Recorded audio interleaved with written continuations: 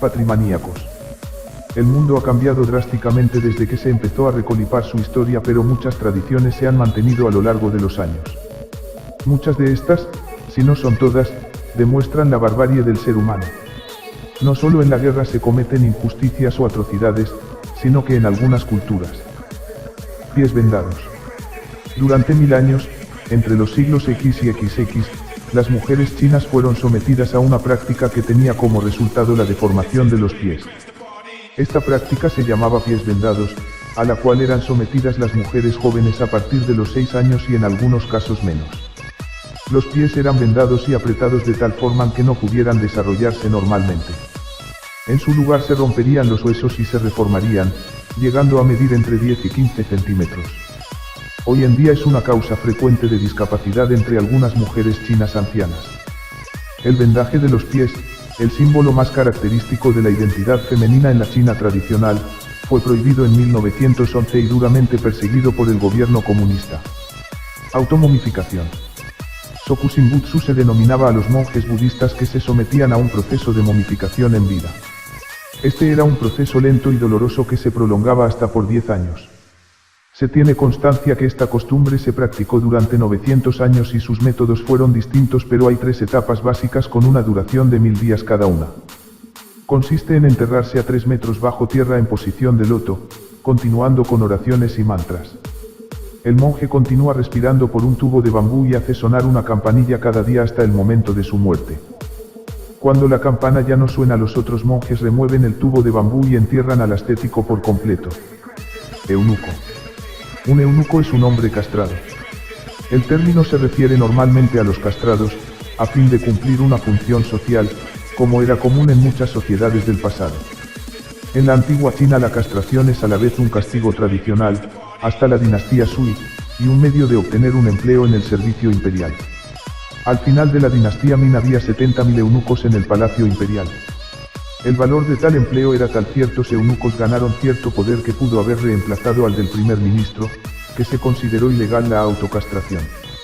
El número de eunucos en empleos imperiales se había reducido a 470 en 1912, cuando se dejaron de utilizar. Harakiri. Seppuku, harakiri, fue una parte clave del bushido, el código de los guerreros samurái, que fue utilizado por los guerreros para evitar caer en manos enemigas, y para atenuar la vergüenza. El samurái podía también ser ordenado por su señor feudal a cometer seppuku.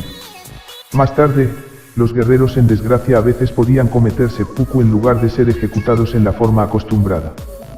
Puesto que la cuestión principal del acto era restaurar o proteger su honor como guerrero, nunca se esperó que los que no pertenecieron a la casta del samurái fueran obligados a cometer seppuku. Un samurái es bañado, vestido con túnica blanca, alimentado con su comida favorita, y cuando ha terminado, el instrumento es puesto en su plato. Vestido ceremonialmente, con su espada enfrente de él. A veces, sentados en telas especiales, el guerrero se prepara para la muerte escribiendo un poema. Mujeres jirafa. Las Kayan son unas mujeres que pertenecen a la tribu Karen, situada a 40 kilómetros de Mae Hong Son, frontera con Birmania. Las mujeres de la tribu siguen una antigua tradición. Consta de mantener su cuello lo más alargado posible, para ello utilizan unas anillas doradas que rodean su cuello hasta el punto de alargarlo a dimensiones increíbles. No todas las mujeres de la tribu son las que consiguen ser mujer jirafa. Solo las que nacen los miércoles de luna llena son consideradas las privilegiadas de ese honor, para ellas toda una honra, pues son admiradas por el resto de la tribu. Desde temprana edad empiezan a colocarle los aros a su cuello, hechos de alambre de bronce. Sati. En el marco del hinduismo, Sati es el rito de quemarse una mujer en la pira de cremación de su marido. Sati fue una costumbre funeraria hindú, ahora muy rara y un grave acto delictivo en la India, en la que la viuda del hombre muerto se tiraba a sí misma en la pira funeraria del marido con el fin de cometer suicidio.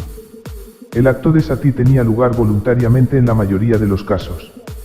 Modernamente se debate si la presión social podría hacer la inmolación como obligatoria, ya que para una viuda sin hijos, su vida carecía de incentivo. Aunque la práctica del sati ha sido abolida legalmente en India, las viudas continúan siendo cruelmente estigmatizadas. Mientras que los hombres pueden volverse a casar, para las mujeres es prácticamente imposible. Sacrificio humano. Muchas culturas antiguas practicaron el sacrificio humano con la finalidad de apaciguar a sus dioses, matando a las víctimas en rituales religiosos. La práctica ha variado entre diversas culturas. En algunas como los mayas y aztecas que eran notorias para sus matanzas rituales, mientras que otras han visto la práctica como primitiva. Las víctimas oscilaban desde delincuentes hasta niños e incluso mujeres vírgenes, que sufrieron ejecuciones tales como quemados vivos, decapitación, enterrados vivos. Con el tiempo los sacrificios humanos se han vuelto menos comunes en todo el mundo, y los sacrificios son ahora muy raros. La mayoría de las religiones condenan la práctica y las actuales legislaciones en general, lo tratan como un asunto penal. Duelo. Un duelo es un tipo formal de combate, como se ha practicado desde el siglo XV hasta el XX en las sociedades occidentales. Puede ser definido como un combate consensuado entre dos caballeros, que utilizan armas mortales de acuerdo con reglas explícitas o implícitas que se respetan por el honor de los contendientes, acompañados por padrinos, quienes pueden a su vez luchar o no entre sí. En general, y especialmente en las últimas décadas, un duelo es considerado un acto ilegal en la mayoría de los países. El duelo se desarrollaba por voluntad de una de las partes el desafiante para lavar un insulto a su honor.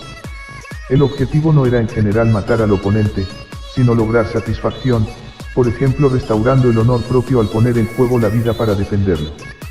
El término duelo para referirse a este tipo de contienda se remonta al siglo XV en Europa. La palabra deriva del latín duellum, que en latín clásico se escribía bellum, con el significado de guerra. La etimología popular lo asoció a duo, dos, resaltando la acepción de combate uno a uno. Patrimaníacos, esto fue todo por hoy. Dime, ¿qué te parecieron estas atrocidades?